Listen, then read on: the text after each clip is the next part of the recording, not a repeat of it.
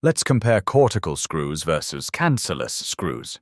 Why do they need to be different? The cortex is the rigid outer shell of bones. It's thin, typically around 3 to 7 millimeters depending on the bone and location, and dense, like the wall of a bamboo stalk. Cortical screws are built with a thick core. This makes the screw stiff, so it doesn't bend or crack easily when the plate and bone are loaded during walking or muscle contraction. Cortical screws also have fine, shallow threads with a small pitch. Many thread turns fit inside that thin cortex. Biomechanically, once the patient starts using the limb, forces from plate bending, shear across the fracture, and pull-out forces are all transmitted through the thread-bone interface. Because cortical screws have more fine threads engaged in that thin shell, those forces are spread out over multiple thread turns, which reduces the stress on each thread-bone contact, makes the cortex less likely to strip, and gives strong pull-out strength in hard bone.